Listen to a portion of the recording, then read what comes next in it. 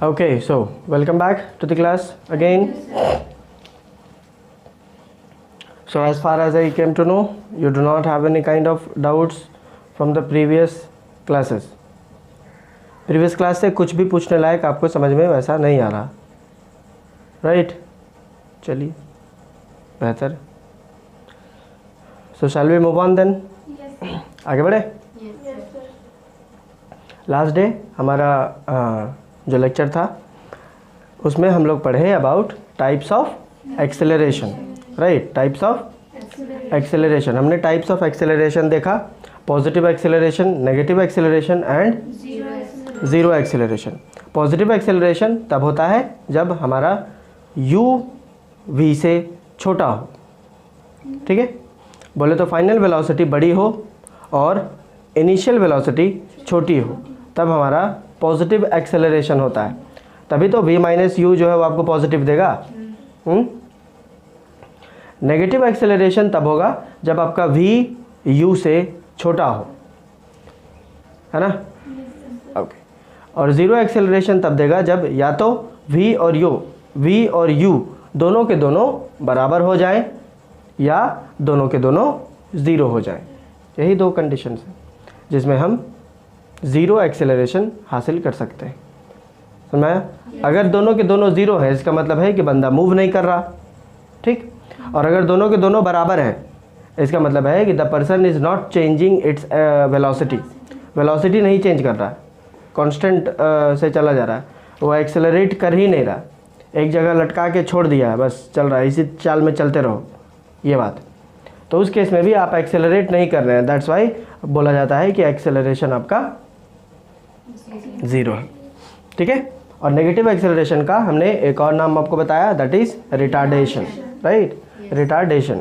Negative acceleration का साफ और सीधा मतलब ये नहीं होता है कि आप उल्टे डायरेक्शन में जो है वो एक्सेलरेट कर रहे हो, नहीं. इसका मतलब ये है कि आप रुक रहे हो, रुकने की तरफ बढ़ रहे हो.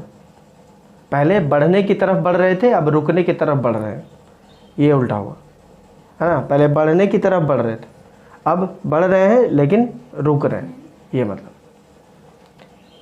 है ना? जब भी गाड़ी अब कभी कोई चलता है तो आप देखे हो, तुरंत ब्रेक लगाओ तुरंत खड़ी हो जाती गाड़ी, ऐसा थोड़ी है, ऐसा कभी नहीं होगा, ठीक है? कि ब्रेक मारे और रुक गया ना, ऐसा केवल साइकिल में होता है, क्योंकि साइकिल जो हल्का है और उसको मारिए तो रुकेगा, जहाँ से रुकना होगा रुक जाएगा. अदरवाइज उसमें भी पॉसिबल नहीं है, वैसा नहीं होता. या केवल ये इंसानों में होता है कि आप जहाँ चाहिएगा वहाँ रुक जाएगा, दौड़ रहे मन किया रुकने का, रुके, है ना? गाड़ी मशीनों में ऐसा नहीं होता, ठीक है? और ख़ास करके वो जो मोशन में वो चल रहा है वैसा तुरंत अचानक से रुकेगा नहीं वो, बुझे? अचानक से रुकेगा नहीं, रुकते रुकते रुकेगा. पंखा देख लो, पंखा जब हम चलाते हैं चल रहा है, लाइट कट गई, लाइट कटा भट से एकदम खड़ा हो जाता है का? नहीं ना, घूम के उसके बाद ही रुकता है. वैसे ही कितनों आप ब्रेक मार लीजिए तो बहुत कम चांसेस है कि जहाँ ब्रेक मारिएगा वहीं रुकेगा ना. आप इतने स्पीड से चल रहे थे तो आपको थोड़ा सा तो आगे बढ़ा ही देगा, ऐसा नहीं होगा नहीं बढ़ा, समझे? और उतना सडन ब्रेक हम हर जगह लगाते नहीं हैं. हर जगह हम देखते हैं कि वहाँ जो है वो ठोकर है तो हम यहीं से थोड़ा थोड़ा दबाते जाते हैं ब्रेक, ताकि फाइनली वहाँ तक जाने में जो है मेरी स्पीड कम हो जाए. ब्रेक लगा रहे थे लेकिन फिर भी तो आगे बढ़े ना. That's why it is known as negative acceleration. Clear है? कोई दिक्कत यहाँ तक में नहीं.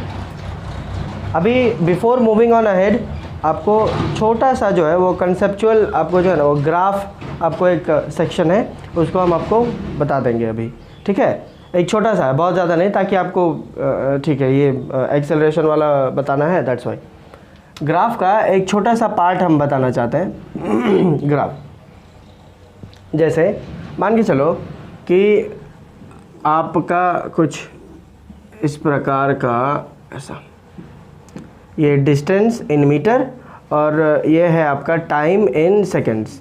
टाइम आप सेकंड्स में जा रहे हो, ठीक है? ये आसान ग्राफ है, आपको इसके लिए जो है वो परेशान होने की आवश्यकता नहीं पड़ेगी. I do not think so, ठीक है?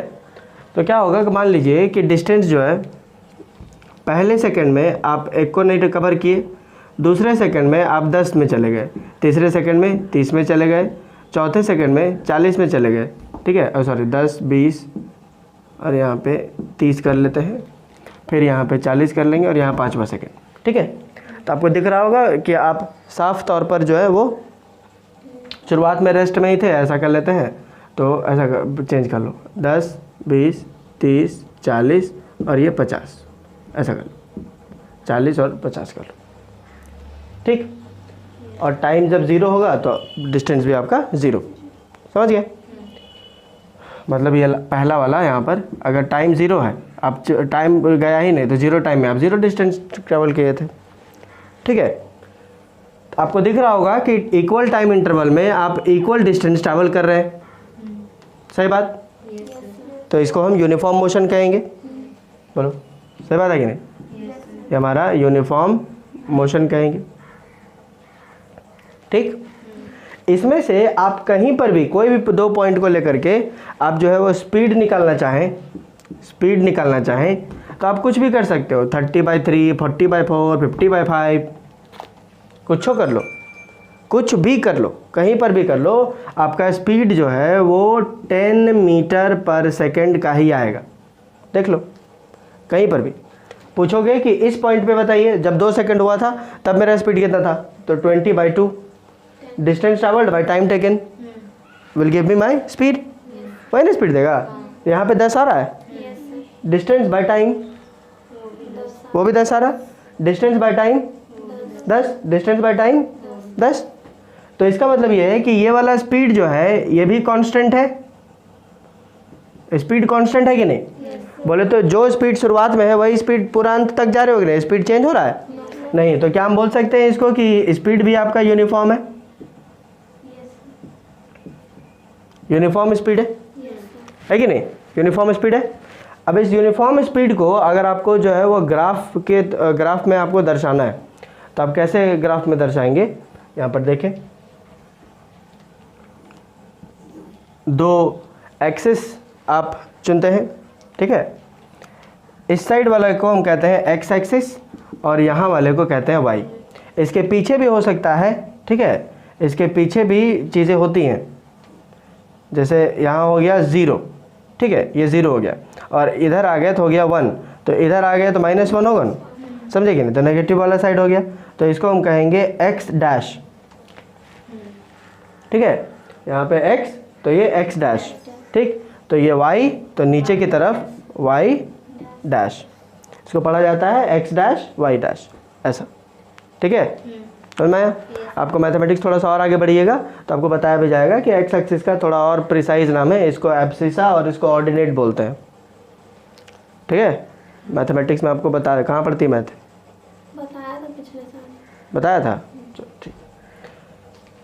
तो अब आप देखेंगे कि इस साइड वाले में हम क्या करेंगे कि टाइम वाला सेक्शन ले लेते हैं और यहाँ पे बता देंगे कि ये सेकंड में है, और इधर वाले में हम कर देंगे कि भैया ये वाला डिस्टेंस है और डिस्टेंस जो है वो मीटर में है, ठीक, डिस्टेंस वाला। तो यहाँ पे आ जाओ, ये 1 2 3 4 5 6 ऐसे 100 आगे बढ़ेगा, और यहाँ पे 10 20 30 40 50 ये सब क्या है, मीटर में डिस्टेंस है ना, मीटर में डिस्टेंस हो गया। अब आप थोड़ा गौर से देखो तो क्या था भाई, जब टाइम 0 था तो डिस्टेंस भी 0, माने यहाँ पर थे तुम, ठीक, फिर 1 सेकंड में 10 मीटर पहुँच गए, 1 सेकंड में 10 बोले तो आप यहाँ पहुँच गए, राइट, यहाँ पहुँचे ना कि नहीं। उसी प्रकार से 2 सेकंड जब बीता तो 20 में पहुँच गया, मतलब यहाँ इस जगह पर हो तुम अभी, ठीक, दूसरे सेकंड में 20, तीसरे सेकंड में 30 हो रहा है, चौथे सेकंड में 40, पांचवें सेकंड में 50, ऐसा आगे बढ़ते जा रहे हो कि नहीं। हो कहाँ, पहले सेकंड में 10 पहुंचे थे तो मतलब तुम यहाँ पर थे, फिर यहाँ पर, यहाँ, फिर इस पॉइंट पे यहाँ पे हो जाओगे, समझे। तो अब इन सभी, ये वाला जो पॉइंट होता है ना, ये वाला जहाँ पर तुम हो, इस वाले को हम कहते हैं कोऑर्डिनेट्स। क्या कहेंगे, कोऑर्डिनेट्स। अगर इस पॉइंट का कोऑर्डिनेट पूछा जाए, इस पॉइंट का कोऑर्डिनेट पूछा जाए तो हम ब्रैकेट में लिखा करते, देखो कोऑर्डिनेट हम कैसे लिखते हैं, किसी भी पॉइंट का कोऑर्डिनेट कैसे लिखेंगे? कोऑर्डिनेट हम लिखते हैं, जैसे इस पॉइंट का नाम हम दे देते ए, इस पॉइंट का नाम हम दे देते ए, और ए के ब्रैकेट में x, y कर देते। मतलब x वाला क्वांटिटी लिखिए यहाँ और फिर y वाला क्वांटिटी लिख दीजिए। इस पर्टिकुलर पॉइंट का हम क्या रख देते, a, x कोऑर्डिनेट है मेरा 1, y कोऑर्डिनेट है मेरा 10, 1, 10। तो ये इसका कोऑर्डिनेट हो गया। इसका कोऑर्डिनेट क्या होता, 2, 20। इसके जगह पे आपको केवल के नाम भी रख लेना है, जैसे b 2, 20 ऐसा। पहला वाला हमेशा जो है वो आपको x वाला ही रखना है, आप उल्टा पुल्टा नहीं कर लीजिएगा, ठीक है? उल्टा कर दोगे फिर ये यूनिवर्सली माना जाता है कि पहले आपको x ही लेना है, सुना है? ये माना जाता है कि पहले आपको x ही लेना है। अच्छा, इसका कोऑर्डिनेट बताइए तो, इसका 0,0। ठीक, एक नाम आपको देना है c 0,0 ऐसा, समझ गए कि नहीं? इसका ये कोऑर्डिनेट्स क्या है, ये coordinates actually are your positions at that particular point. इस पर्टिकुलर पॉइंट ऑफ टाइम में तुम कहाँ हो, यहाँ, इसी को कोऑर्डिनेट बोलते हैं। ग्राफिकली तुम कहाँ हो, ये कहने का मतलब। ऑल्दो तुम हो तो परेज गए, मान लो तो परेज गए, तो यहाँ परेज नहीं दिखा सकते हैं कि देखो तुम परेज में हो। ग्राफिकली तुम हो कहाँ, तो ग्राफिकली तुम यहाँ पर हो। फिर दूसरा सेकंड बीत रहा है तो ग्राफिकली तुम यहाँ पर हो, तीसरा सेकंड बीतेगा तो ग्राफिकली तुम यहाँ पर हो, ऐसा कुछ। समझ आया? इन्हीं तुम्हारे पोजीशंस को ही हम कहते हैं कोऑर्डिनेट्स। आपके पोजीशंस को ही हम क्या कहेंगे, कोऑर्डिनेट्स कहेंगे। क्लियर? कोई दिक्कत है यहाँ पे? ओके। इन सभी कोऑर्डिनेट्स को अगर देखा जाए, आप इस तरीके से टाइम बीतेगा तो आपका समय, जब पोजीशन चेंज हो रहा है या नहीं हो रहा है? हो रहा है ना? तो आपके सभी पोजीशंस को अगर एक साथ हम कनेक्ट करना चाहें तो there is one single line that can join all your coordinates. See, there is one single line which can join all your coordinates. देख लो, 30 सेकेंड में यहाँ पर हो तुम, I mean, इस जगह पर। थोड़ा सा हाथ हैंडमेड है तो हल्का ऊपर नीचे होगा, सर नहीं होगा, ठीक है? तो इतने नहीं करना है। ये देखिए, इस पॉइंट पर हो तुम 4,40, इस पॉइंट पर हो तुम 5,50, समझ रहे हो?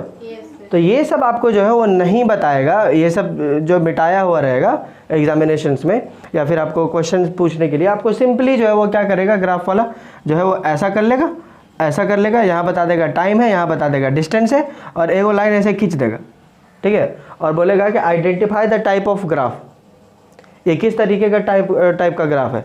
तो this is a graph which will tell you a uniform speed.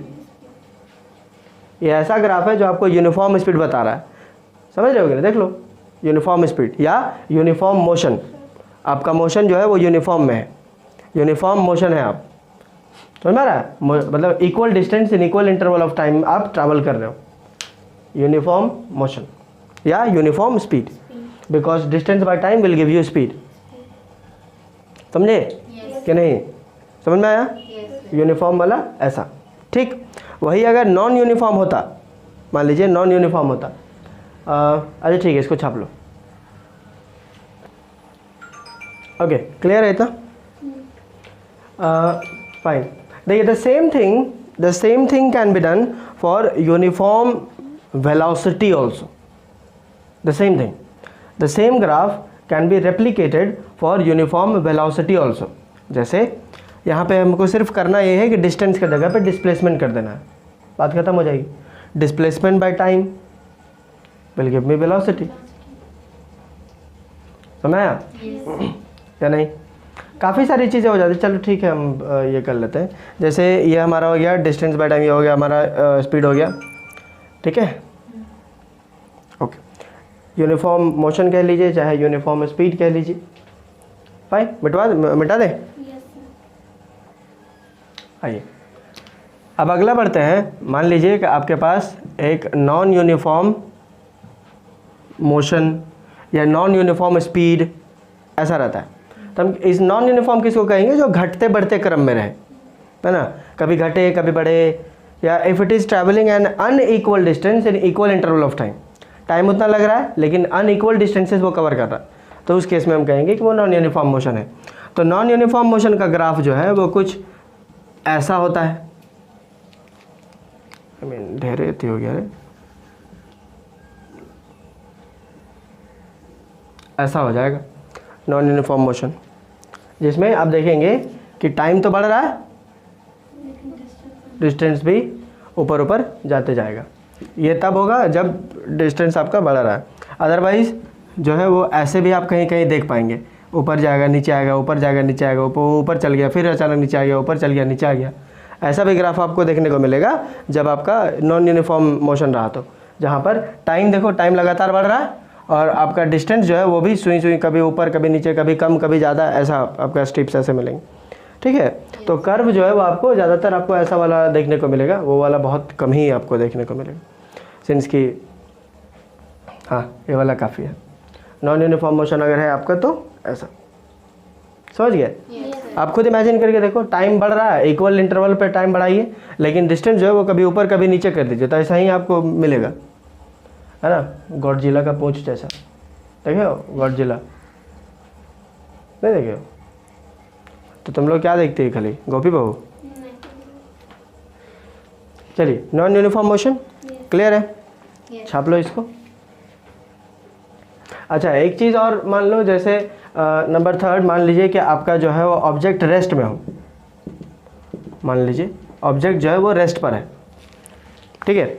Object अगर रेस्ट पर है, तो रेस्ट पर है तो मतलब क्या हो रहा है, टाइम बीत रहा है लेकिन जगह बदल नहीं रहा है, टाइम बीत रहा है लेकिन जगह बदल नहीं रहा है। तो इस केस में क्या होगा कि ऐसे कर लीजिए, ऐसे कर लीजिए, ये रहा टाइम, टाइम बताइए उधर टंटरा के, और ये रहा डिस्टेंस, ठीक ना, टाइम और डिस्टेंस। तो एक पर टाइम लगातार बीत रहा है लेकिन डिस्टेंस जो है वो कवर कर ही नहीं रहे हो। सपोज दैट कि यहाँ 10 मीटर में तुम खड़े थे, 10 मीटर में तुम खड़े थे, तो यहाँ पर देखो ये 0 है, जब 0 पर थे तब 10 मीटर पे खड़े थे, 1 सेकंड बीतेगा तब भी 10 में हो, 2 सेकंड बीतेगा तब भी 10 में हो, 3 सेकंड बीतेगा तब भी 10 में हो, मतलब क्या हिल नहीं रहे हो क्या? नहीं, इसीलिए कहा जाता है कि ऑब्जेक्ट जो आपका रेस्ट में। तो ऐसा ग्राफ दे देगा और बोलेगा बताइए what do you conclude from the graph, graph से आपको क्या समझ में आ रहा है? तो ग्राफ से मुझे ये समझ में आ रहा है कि ऑब्जेक्ट जो है वो रेस्ट पर है, ये मतलब the object is at rest. एक लाइन जो है अगर पैरेलल खींच दो टाइम एक्सिस से, तो मतलब कि आप मूव नहीं कर रहे हैं, the object is at rest. देख लो, यहाँ 0 पर थे तो 10 मीटर में तो तुम ऑलरेडी था, जैसे वहाँ पर 10 मीटर में, वहाँ पे यहाँ पे 0 टाइम बीत रहा वो वहीं पर है, 1 सेकंड बीत गया वो वहीं पर है, 2 सेकंड बीत गया वो वहीं पर है, 3 सेकंड बीत गया वो वहीं पर है, देखो वहीं वहीं वहीं वहीं वहीं वहीं पर है, टाइम बीतता जा रहा है लेकिन डिस्टेंस जो है वो चेंज नहीं हो रहा है। Meaning to say that that object is not moving, see move नहीं कर रहा, कर रहा है नहीं, तो इसका ग्राफ ऐसा बनेगा। क्लियर? छापो। I the same thing can be obtained for velocity also. Velocity के लिए भी, जैसे मान लीजिए यूनिफॉर्म वेलोसिटी है, आप यूनिफॉर्म वेलोसिटी से चल रहे हो, कैसे पता चलेगा? ऐसे कर लो, और ये रहा आपका सीधा, ये रहा टाइम और इधर रहा डिस्प्लेसमेंट, है ना। इक्वल टाइम में इक्वल डिस्प्लेसमेंट, इक्वल टाइम में इक्वल डिस्प्लेसमेंट, इक्वल टाइम में इक्वल डिस्प्लेसमेंट, ऐसा कुछ, समझे? तो आपको कहेंगे कि यूनिफॉर्म वेलोसिटी आपकी चल रही है यहाँ पर। नॉन यूनिफॉर्म रहेगी तो ठीक वैसा ही रहेगा, टाइम डिस्प्लेसमेंट घुमा दो ऊपर, या ऊपर नीचे होगा तो आप यूं यूं यूं यूं यूं यूं कर दो, ऐसा हो गया, ठीक है। वेलोसिटी आपकी 0 है, वेलोसिटी अगर आपकी 0 है, if it is not changing, ये टाइम और इधर डिस्प्लेसमेंट, ये लो कर लो कांस्टेंट, क्योंकि वेलोसिटी होता क्या है, change in displacement, I mean displacement कितना हुआ बाय टाइम टेकन, डिस्प्लेसमेंट कितना हुआ बाय टाइम टेकन, राइट। इतना डिस्प्लेसमेंट कितना, तो सेम डिस्प्लेसमेंट चल रहा है, 0 में भी उतने थे, 1 में भी उतना ही, 10 में भी उतना ही, चेंज ही नहीं हुआ तुम्हारा। तो इस केस में आपकी डिस्प्लेसमेंट जो वो 0 है। हाँ ध्यान रखिए, डिस्प्लेसमेंट 0 है बट डिस्टेंस 0 नहीं हुआ होगा, ठीक है, डिस्टेंस ट्रैवल हुआ होगा, डिस्प्लेसमेंट केवल 0 होगा। क्लियर?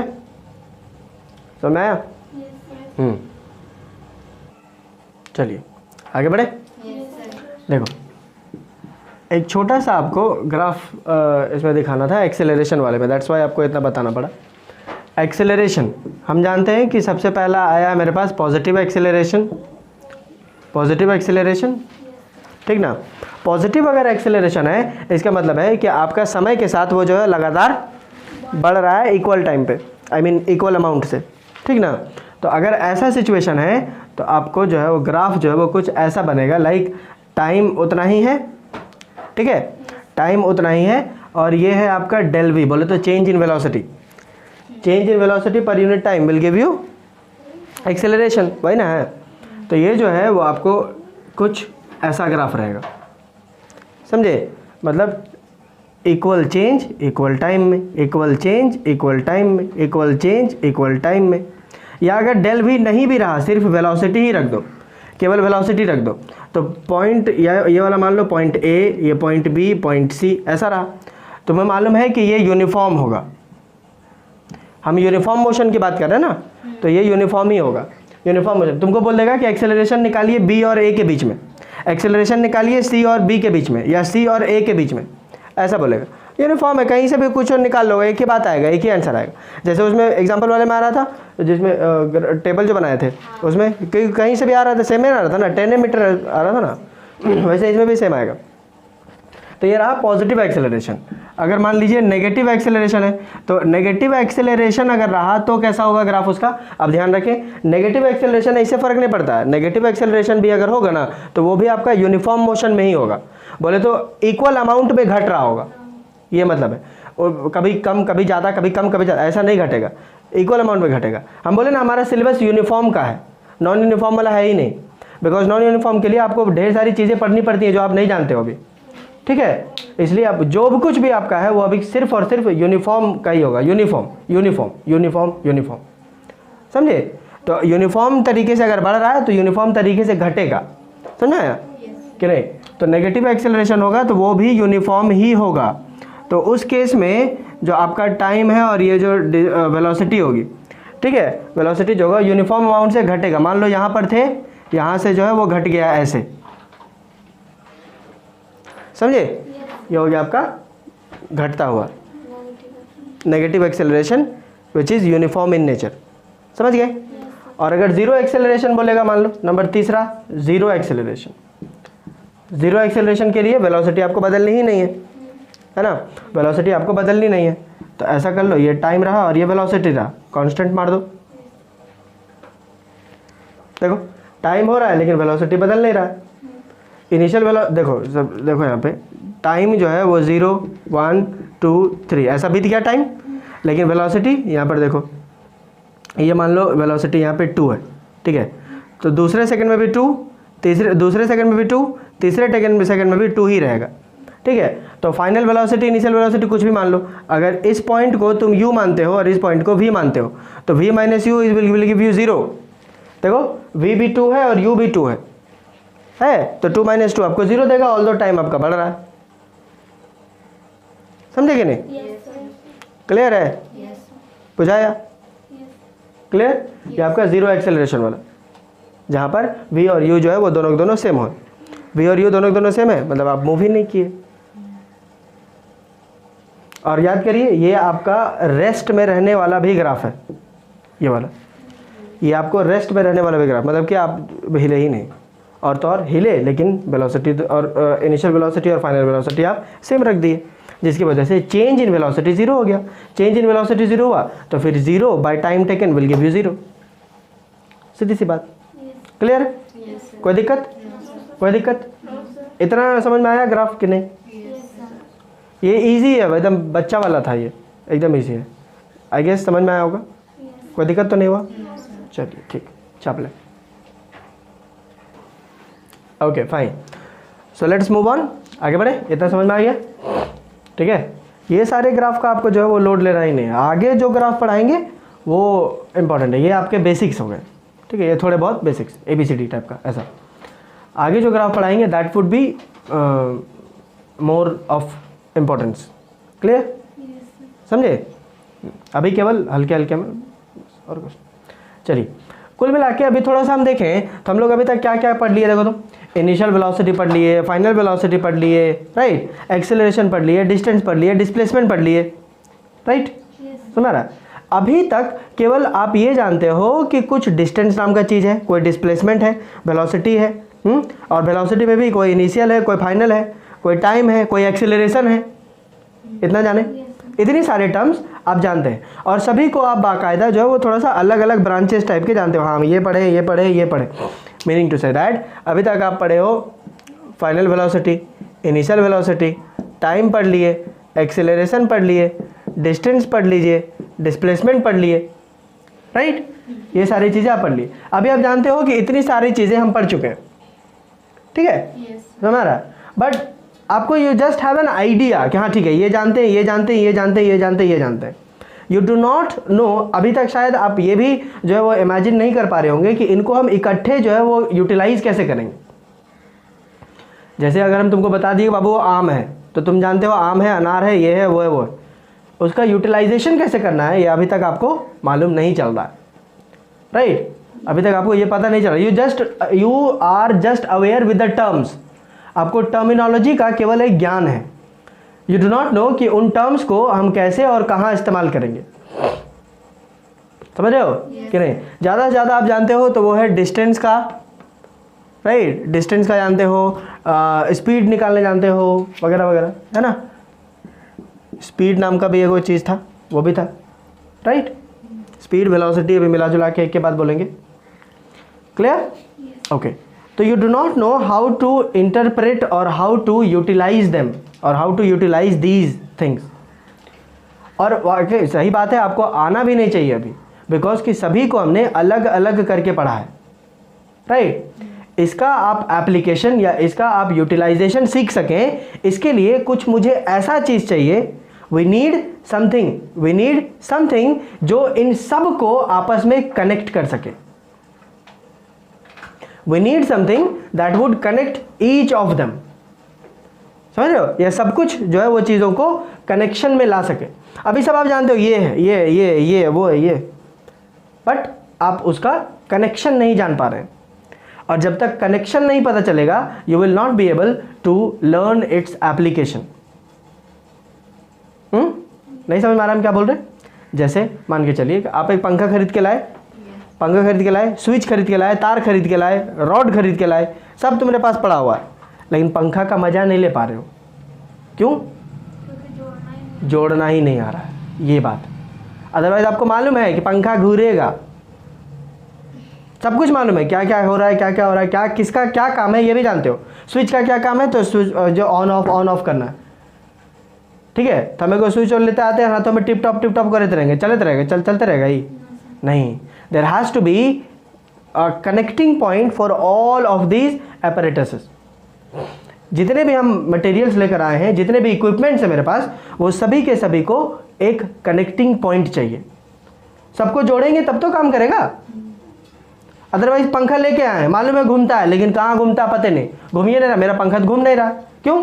क्योंकि हम उसको जोड़े नहीं, समझे। तो you know final velocity, you know initial velocity, but इसका एप्लीकेशन कहाँ करें ये मालूम नहीं है। क्यों? क्योंकि जोड़ने वाला पॉइंट नहीं है। रिलेट कर पा रहे हो हम क्या बोल रहे हैं? तो यस नो बोलते जाओ, है ना, है ना। इसको डल क्लास बना रहे आप, मरा हुआ क्लास टाइप का। समझ में आ रही है चीज़ें हमको जो बोल रहे हैं? तो बोलो कि खा पी के नहीं आए हो? नहीं, चाय नाश्ता बिस्कुट कुछ तो मिला होगा? कुछ नहीं, उठी और आ गई, हाँ बस। ऐसे कैसे होगा? तो रात में तो खाई होगी ना, तो उसको यूटिलाइज कर, एनर्जी आया होगा ना, सारा एनर्जी सोचने में लगाई नहीं ना। हाँ, तो यूटिलाइजेशन करिए उसका, ठीक है। चलिए, सो हम जैसा कह रहे हैं कि you know each and every term, सारे टर्म अभी आपके दिमाग में पूरे के पूरे जो है वो अच्छे टाइप से डिफाइंड होंगे आपके दिमाग में, but you are not knowing how to interconnect both of them या interconnect all of them. You are not knowing. It is just like the similar case, पंखा है, स्विच है, बिजली है, बट चल नहीं रहा पंखा, स्विच काम नहीं कर रहा मेरा, क्यों? क्योंकि सबको हमने जोड़ा नहीं है, कनेक्ट नहीं किया है। बिना कनेक्शन के क्या ये काम करेगा कभी? सारे इक्विपमेंट्स काम करेंगे? नहीं। सिमिलरली आपके पास ये सारे इक्विपमेंट्स हैं, ये सारे के सारे इक्विपमेंट्स हैं। अब इन इक्विपमेंट्स को आप चाहते हो कि यूज़ कर पाओ, तो इसके लिए मुझे इनका एक कनेक्टिंग पॉइंट चाहिए, एक कनेक्शन चाहिए। समझ रहे हो कि नहीं? समझ रहे हो? इस कनेक्शन को हम फिजिक्स में कहते हैं इक्वेशंस ऑफ मोशन। क्या कहते हैं? Equations of motion. मतलब यदि कोई चीज़ मोशन में आए तो इस इक्वेशन के आधार पे आए। समझ में आ रहा है? या आप कोई मोशन में है तो इस इक्वेशन ऑफ मोशन को जस्टिफाई करते होंगे, इस वजह से आप मोशन में हैं। समझ में आ रहा है? या यूँ कहो कि equations of motion will give you an idea कि इन सब चीज़ों को हम कैसे आपस में कनेक्ट कर सकें। समझ आया? आपस में हम कैसे कनेक्ट कर सके ये मुझे बताएगा। क्लियर है? समझ आया? Equations of motion. तो आपको डरना नहीं है, हमारे पास बहुत सारे इक्वेशंस ऑफ मोशन है, ऐसा नहीं है। We do not have so many equations of motion. समझ रहे हो? न 20 है न 30 है, नहीं, ऐसा नहीं है। We just have got 3 equations of motion. बस इन्हीं 3 इक्वेशंस ऑफ मोशन से सारी चीज़ें आपस में कनेक्ट हो जाएंगी। समझ आया? कितने इक्वेशंस ऑफ मोशन है हमारे पास? 3 इक्वेशंस ऑफ मोशन। और हमेशा ध्यान रखना है कि ये इक्वेशंस ऑफ मोशन हमारा क्या करेगा? It will help us to connect all these things what we have learned till now. समझे? Initial velocity, final velocity, time, acceleration, displacement, ये सारी चीज़ों को कनेक्ट करेगा आपस में। समझ आया? ताकि आप इसका जो है वो यूटिलाइजेशन कर सकें, आप इसको यूज़ कर सकें न्यूमेरिकल्स में, या फिर क्वेश्चन जो वर्ड प्रॉब्लम जिसको आप बोलते हैं ना न्यूमेरिकल्स में सवाल जवाब आप इसको करने में आपको आसानी होगी इसके साथ, अदरवाइज नहीं। जैसे आप पूरा कनेक्शन कर लिए, ठीक है, लेकिन स्विच नहीं दिए तो फिर भी आप बिजली के साथ जोड़ दोगे तो तुमको आइडिया रहेगा, घूमेगा कम से कम, है ना? Similarly equations of motion will give you an idea how to connect all these things. Clear? So how many equations of motions are there? 3 equations of motion है। समझ आया? 3 equation of motion है हमारे पास। 3 equations of motion जो है वो आपको इस साल 2 तरीकों से पढ़ना है, 2 तरीके से पढ़ना है। और बाकायदा हम 2 तरीके से पढ़ाएंगे। आपको स्कूल में किस तरीके से पढ़ाया गया, आई डोंट बॉदर, उससे मुझे किसी तरीके का परेशानी नहीं है, और ना ही मुझे किसी तरीके का जो है वो उसमें अपना हस्तक्षेप करना है, नहीं। I'll teach you by 2 different ways। 2 अलग अलग तरीकों से आपको हम इक्वेशंस ऑफ मोशन पढ़ाएंगे, ठीक है। पहला तरीका जो है जिसको हम कहते हैं अलजेब्राइक मेथड, और दूसरा जिसको हम कहते हैं ग्राफिकल मेथड, ठीक है। तो आई एम क्वाइट श्योर कि आपको ग्राफिकल मेथड से आपको स्कूल में बताया गया होगा, ठीक है। बट आई बिलीव कि if you can do it first of all by algebraic method, ठीक है, अलजेब्रिक मेथड से आप अगर कर पाते हैं तो ग्राफिकल मेथड बिकम्स इजी, ठीक है। So I will teach you first of all by algebraic method. Algebraic method से आपको हम पढ़ाएंगे, आपको बताएंगे कि इक्वेशंस ऑफ मोशन आप कैसे देख सकते हैं, कैसे किस तरीके से आप उसको डेराइव कर सकते हैं, कैसे वो आएगा। 3 इक्वेशंस ऑफ मोशन है ना, 3 है। अब इन तीनों को आपको डेरिवेशन आपको सीखना है। डेरिवेशन कैसे आएगा मेरे तक, कैसे हम उस तक लाएंगे। डेरिवेशन समझते हैं? डेरिवेशन नहीं, डेरिवेशन बोले तो जैसे मान लीजिए आप जानते हैं कि distance is equals to speed into time, ये जानते हो। तो आपको बोलेगा derive this formula, derive this formula. बोले तो ये फार्मूला कहाँ से आया, वहाँ से शुरू करिए और यहाँ ला के बताइए। अनजादी कुछ बोल दीजिएगा, मान लेंगे। ये मतलब है डेरिवेशन का, ये मतलब है। देखिए इस साल से जब आप क्लास 9 में आ जाते हैं ना, तो फिजिक्स जो है वो आपको कुछ कुछ चीज़ों पर आपको सवाल पूछ सकता है। पहला देखो, पहले चीज़ जो आती है वो है थ्योरी। थ्योरी वो पार्ट होता है जो आप पढ़ के और वहाँ पे उल्टी करते हो, समझे, वो हो गया थ्योरी। जैसे आपको पूछेगा what is acceleration, what is the SI unit of acceleration, ये हो गया थ्योरेटिकल पार्ट, समझे। दूसरी चीज़ जो होती है वो होता है, कहते हैं हम उसको न्यूमेरिकल्स, जिसको आम भाषा में आप अब तक वर्ड प्रॉब्लम के नाम से जानते होंगे। वर्ड प्रॉब्लम है ना, कि ऐसे 5 चॉकलेट, ये वो कितना गया, ऐसा जानते हो ना, वैसे ही। तो वर्ड प्रॉब्लम्स को ही फिजिक्स में न्यूमेरिकल्स बोलते हैं। तो मैं बस नाम अलग कर दिया है, जिसकी वजह से थोड़ा सा लगता है कि टफ है, और कॉन्सेप्ट्स थोड़े से हैं इसलिए थोड़ा सा टफ लगता है, ठीक है। और तीसरा टाइप ऑफ क्वेश्चन जो आपको पूछ सकता है वो है डेरिवेशंस, ठीक है। डेरिवेशंस बोले तो कोई फॉर्मूला आपको दे देगा और बोलेगा डेराइव करिए, बोले तो ये फॉर्मूला कहाँ से शुरू हुआ, कैसे तुम इसको लेकर आए, उसको साबित करो, साबित करके बताइए मेरे को, जहाँ से शुरू हुआ था वहाँ शुरू करो, और फाइनली यहाँ distance is equal to speed into time, ये प्रूव करो, जिसको आप लोग बोलते होंगे प्रूफ दिस। समझ रहे हो कि नहीं, है ना। तो बोलेगा प्रूव करिए इसको या डेराइव करिए इसको। तो 3 तरीके से आपको फिजिक्स में सवाल पूछे जाते हैं। पहला थ्योरेटिकल पूछ लिया, न्यूमेरिकल पूछ लिया, या फिर डेरिवेटिव पूछ दिया, ठीक है। बोले तो डेरिवेशन डेराइव करके बताइए। तो आपको हम डेरिवेशन वगैरह भी बताएंगे कि ये कैसे आ रहा है, क्लियर है। और डरना वरना नहीं है, नाम सुन के will let you know in a very interesting manner. आपको लगेगा भी नहीं कि अच्छा इसको डेरिवेशन बोलते हैं,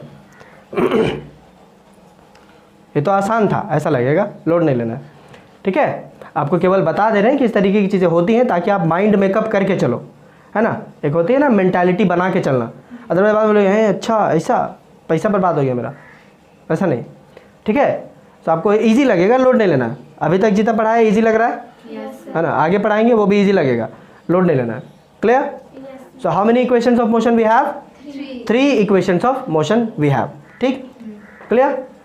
कोई दिक्कत नहीं ना, कोई दिक्कत नहीं है, कोई दिक्कत है, कोई दिक्कत है अभी तक, राइट, ओके। आपको ध्यान रखना है कि इक्वेशंस ऑफ मोशन मेरा किस काम में आएगा, समझे। हमेशा फिजिक्स में काम आएगा कि नहीं आएगा, कहाँ कैसे अप्लाई करेंगे, ऐसा सवाल पूछोगे ना तो चीज़ें इंटरेस्टिंग लगेंगी, ठीक है। नहीं तो लगेगा कि कहाँ पढ़ा रहा हमको फालतू गए, तो कहीं यूज भी नहीं है इसका, ऐसा लगेगा, समझे कि नहीं। कोई दिक्कत कोई दिक्कत नहीं। आइए देखो, let us assume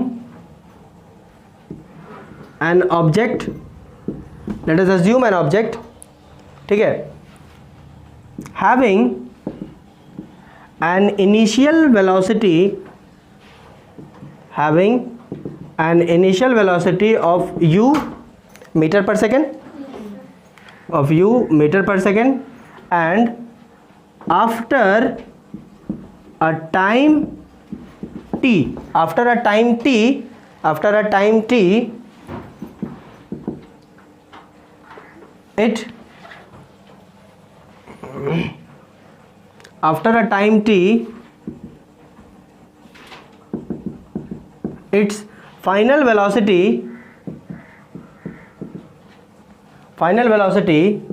of v metre पर सेकेंड। मतलब एक ऑब्जेक्ट हम मानते हैं, let us assume an object, एक ऑब्जेक्ट मानिए जिसका इनिशियल वेलोसिटी u है, इनिशियल वेलोसिटी u है, और t टाइम तक ट्रैवल करने के बाद उसका फाइनल वेलोसिटी v हो जाता है, ठीक है। ध्यान देखो, एक ऑब्जेक्ट है मेरे पास, इसका इनिशियल वेलोसिटी u है, ये भाई साहब जो है वो t टाइम तक ट्रैवल किए और फाइनल वेलोसिटी अब v हो गया, clear. Let there be an object of u, I mean sorry, let there be an object initial velocity u, t time के बाद इसका फाइनल वेलोसिटी v हो जाता है। बोले तो पॉइंट A से पॉइंट B में चला गया, पॉइंट A पे इसका इनिशियल वेलोसिटी u था, पॉइंट B पे इसका फाइनल वेलोसिटी v है। कितने समय में, t टाइम में, क्लियर। कोई दिक्कत, ओके। अगर ऐसा कंडीशन है देन वी नो दैट, क्या जानते हैं हम, क्या जानते हैं हम लोग, बहुत कुछ, क्या जानते हैं, बहुत कुछ, हाँ, क्या जानते हैं, बहुत कुछ, जिसमें से एक चीज़ है जिसको हम बोलते हैं कि एक्सेलरेशन, ये जानते हैं कि नहीं, बहुत कुछ जानते हैं, जिसमें से एक वही है एक्सेलरेशन। एक्सेलरेशन जिसको हम बोलते हैं rate of change of velocity, बोलो सही बात है कि नहीं, rate of change of velocity बोलते हैं ना, okay. So acceleration is equals to rate of change. क्या होता है रेट ऑफ चेंज, क्या होता है, del v by t. Fine, चलो ठीक है, ये बोल रही है डेल वी अपॉन टी, तो डेल वी क्या है? v minus u by V minus u. नहीं डार्लिंग, वी माइनस यू नहीं, एक्चुअली हम यहाँ बोलेंगे final velocity minus initial velocity, ठीक है। अब उसके बाद जो हम अज्यूम किए हैं उसके आधार पे उसको पुट करेंगे, समझे? Okay, so del V is equals to final velocity minus initial velocity by time taken to change the velocity. बोलो सही बात? Yes. ओके, सो हम लिख सकते हैं कि acceleration is equals to final velocity के लिए देखो कभी कभार ऐसा भी लिखा जाता है, ठीक है, तो डर मत जाना, वी एफ बोले तो फाइनल वेलोसिटी, ठीक है, समझ गए? वी एफ माइनस वी आई बोले तो initial velocity divided by time taken. Fine, कोई दिक्कत नहीं ना? ये सब कर चुके हैं यार, क्या दिक्कत होगा इसमें? कोई दिक्कत तो नहीं होना चाहिए। Okay, V F final velocity क्या है बोलो? वी फाइनल वेलोसिटी वी माने ना, final velocity V minus initial velocity क्या है? u by time taken. बोलो सही बात है कि नहीं? ओके, तो हम इसको ऐसा लिख सकते हैं कि a is equals to V minus U by T. बोलो सही बात है? ओके, अब यहाँ पे आ जाओ, यहाँ पे आ रहे हैं हम, ठीक है, यहाँ पे आ रहे हैं। ये देखो t अगर हम इससे मल्टीप्लाई कर दें तो कुछ ऐसा लिख सकते हैं हम, देखो तो t और a को मल्टीप्लाई कर दे रहे, ठीक है, तो हम ऐसा लिख सकते हैं कि v minus U is equals to a into T. बोलो मैथ्स इतना तो आता होगा? आता है कि नहीं? कि नहीं? ये वेक्टर क्वांटिटी क्लियर? अच्छा अभी नहीं है देता, कोई इशू नहीं है। v minus U is equals to a into T, कोई दिक्कत? ओके, क्या हम इसको ऐसा लिख सकते हैं v minus U is equals to A T, लिख सकते हैं? ओके, अब ध्यान दें कि v इज इक्वल्स टू, ये माइनस u है, उधर कर देंगे तो पॉजिटिव हो जाएगा, हो जाएगा पॉजिटिव, तो इसको हम क्या ऐसा लिख सकते हैं u plus A T, u plus A T. अच्छा चल ले, ए टी प्लस यू लिख दिए, क्या फर्क पड़ा? कुछ नहीं, इसको थोड़ा सा अब रीअरेंज कर लेंगे। लो, so v is equals to you plus A T, ऐसा लिख सकते हैं कि नहीं? This becomes your first equation of motion. ये आपका पहला इक्वेशन ऑफ मोशन है, हमने कहा ना तीन हो गए, तीन में से this is your first equation of motion, और ये रहा derivation for the first equation of motion.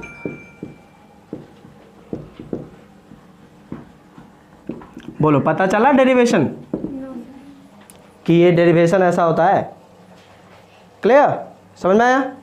कोई दिक्कत यहाँ पर? कोई दिक्कत हुई? कोई दिक्कत हुई? पता भी नहीं चला कि ये डेरिवेशन हम कर रहे हैं। This is how derivation takes place. Derivation इसी तरीके से आता है, ठीक है? समझ में आया? स्कूल में बताया गया है सब? नो, फॉर्मूला सीधा बता दिया गया, v is equal to you plus A T, right? Okay, खैर लोड नहीं लेना, ये सारी चीज़ें आपको बता चुके थे, केवल रीअरेंज करना था मुझे, है ना? यहाँ तक तो मेरे ख्याल से तुम कर ही चुके थे, ये वाला यहाँ तक तो तुम हम एक्सेलरेशन में करवाए ही थे, बस सिर्फ इसको रीअरेंज किए हैं और कुछ नहीं। So v is equals to you plus A T is my first equation of motion. v is equals to you plus A T is my first equation of motion. Where, अब इतना कर लोगे, इसका इतना करने के बाद आप यहाँ पे लिखिएगा, इतना करने के बाद यहाँ लिखोगे वेयर, वेयर v क्या है, u क्या है, a क्या है और t क्या है, ठीक है? तो अब यहाँ लिखेंगे कि where v is the final velocity, u is the initial velocity, a is the acceleration and t is the time taken to change the velocity, time taken to change the velocity. समझा? इतना आप यहाँ पे लिखेंगे, u is the v is the final velocity, u is the initial velocity, a is the acceleration and t is the time taken to change the velocity. अब यहाँ पर देखो, अब तुम सोचोगे कि सर इसमें रिलेटेड कैसे, इंटर रिलेटेड कैसे? तो जाने मन ये एक फॉर्मूला हो गया है, इस फॉर्मूला में 4 पैरामीटर्स हैं, 1 2 3 4 पैरामीटर्स हैं, 4 में से कोई भी 3 दे देगा और चौथा पूछेगा